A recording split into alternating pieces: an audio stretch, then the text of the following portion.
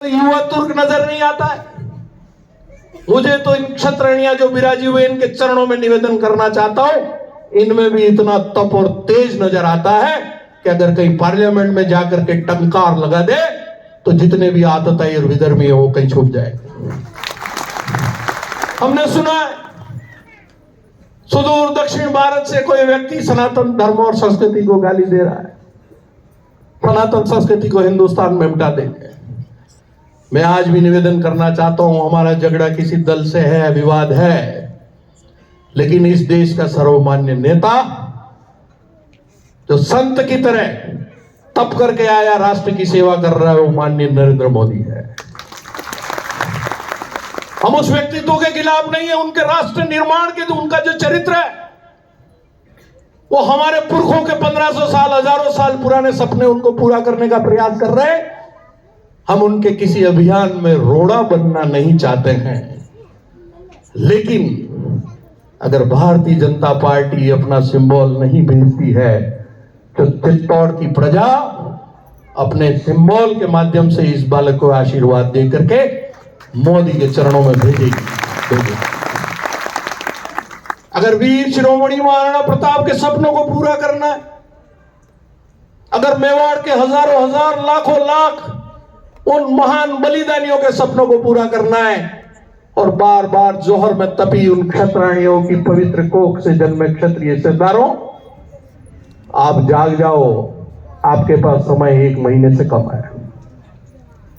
कर लेंगे बात हम आज हम ये मेला देख रहे हैं। आज संपूर्ण चित्तौड़ जिले, विशेषकर से चित्तौड़ विधानसभा से हजारों की तादाद में क्षत्रिय पधारे हैं। मेरा दृढ़ मानना है यहाँ एक एक व्यक्ति 1000 पे भारी पड़े, ऐसी शख्सियतें विराजी हुई। हम दिल्ली में सत्ताधीशों से बात करेंगे, हम राजस्थान में भी बात करेंगे, और जिन लोगों के प्रति ईमान का भाव है उन दल के लोगों को भी कहेंगे, क्योंकि मैं भी पिछले 25 से 30 साल से भारतीय जनता पार्टी से जुड़ा हुआ हूं, लेकिन बहुत तल्खी के साथ ये बात कहेंगे कौम का मुखिया होने के नाते कि अगर आप अन्याय करोगे, चित्तौड़ की जनता उस अन्याय को बर्दाश्त नहीं करेगी और जाजम डाल के निर्णय करेगी।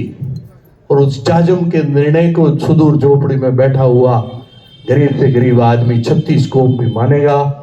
आज इस मंच के माध्यम से मैं आह्वान के साथ निवेदन करना चाहता हूं, किसी ने चाहे गलती से सही चित्तौड़ के स्वाभिमान को ललकारा है, कहीं न कहीं उस सेवा के प्रकल्प लिए हुई रजपूती को ललकारा है।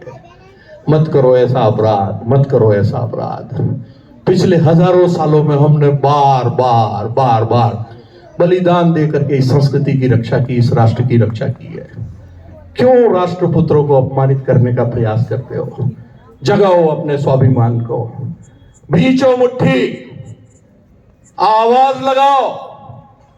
हम क्षत्रियों के साथ हो रहे दक्षिणी राजस्थान के अन्याय को बर्दाश्त नहीं करेंगे और इन 35 विधानसभा की सीटों पर रहने वाले 10 लाख क्षत्रियों के हक की लड़ाई में पीछे रहने वाले नहीं है। निर्णय तुम्हारा भिंडर का भी बाकी है, मैं मानता हूं मिसप्रिंट हो गया है, निर्णय चित्तौड़ का भी बाकी है।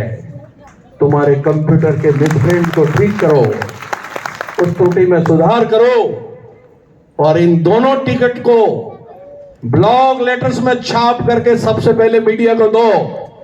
10 लाख दक्षिणी राजस्थान का, मेवाड़ का क्षत्रिय सज जाएगा। राजस्थान की सत्ता पे एक अंतराल के बाद फिर क्षत्रिय समाज के व्यक्ति मुख्यमंत्री बनेगा तो देश की रक्षा ढंग से होगी, संस्कृति की रक्षा ढंग से होगी, राजस्थान उन्नति करेगा, आप और हमारे सबके बच्चों का भविष्य उज्जवल होगा। इसी के साथ आप सबने मुझे यहां बुला करके मेरे विचारों को सुना। मैं दृढ़ता के साथ, बहुत नम्रता के साथ निवेदन करना चाहता हूं, न हम तेरे आगे चलेंगे कौम, न हम तेरे पीछे चलेंगे, लेकिन कदम से कदम मिला के साथ साथ चलेंगे, साथ साथ चलेंगे। क्या हुआ हमारे साथ? कत्ल तो हम कई बार हुए, इस कौम के साथ अन्याय कई बार हुआ। हम कत्ल हुए यूं किस तरह से किस्तों में, कभी कातिल बदल गए तो कभी खंजर बदल गए, कभी कातिल बदल गए तो कभी खंजर बदल गए, लेकिन हम अंधेरों पे नहीं चलना है। आओ एक नया दीप जलाएं, एक नया दीप जलाएं। जय छात्र, जय प्रताप, जय।